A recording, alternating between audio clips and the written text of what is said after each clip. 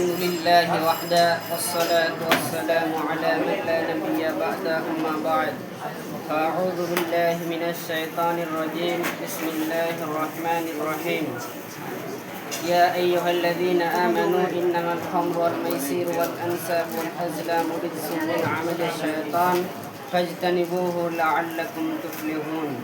উপস্থিত নাজিমগণ ও আমার সামনে বসে থাকা ছোট বড় ভাই সকল, আজকে আমার বক্তব্যের বিষয় হচ্ছে নেশাদার দ্রব্য।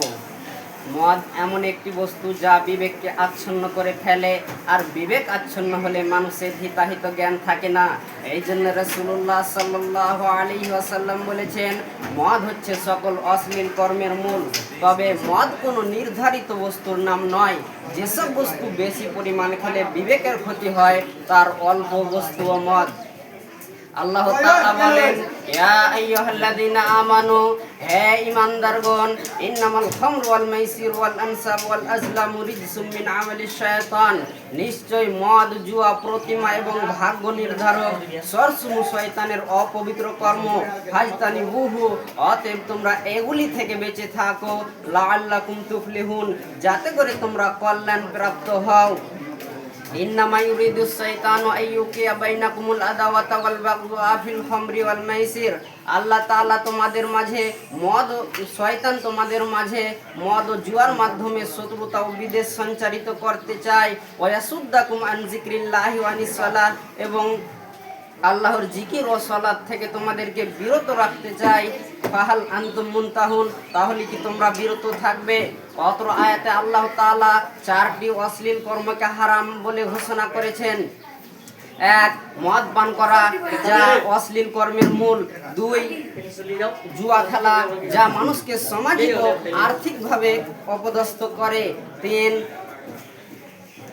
তিন, মূর্তি পূজা করা, যা শিরক। চার, ভাগ্য নির্ধারক করা, যা শিরক।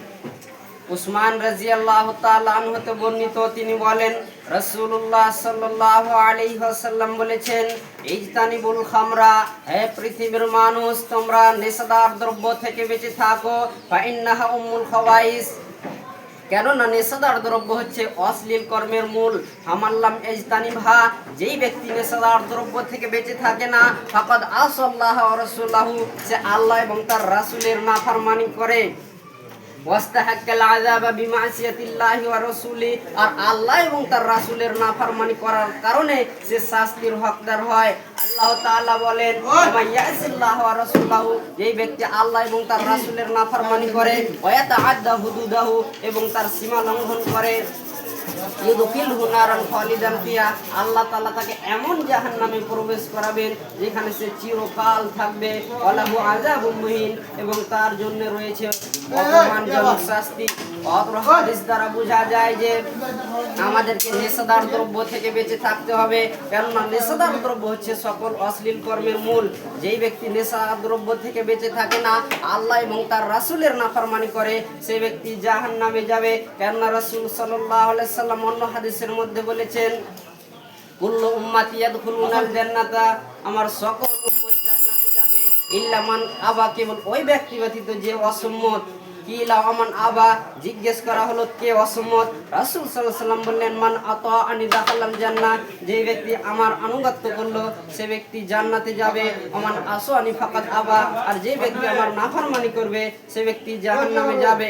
অতএব আমাদেরকে নেশাদার দ্রব্য থেকে বেঁচে থাকতে হবে।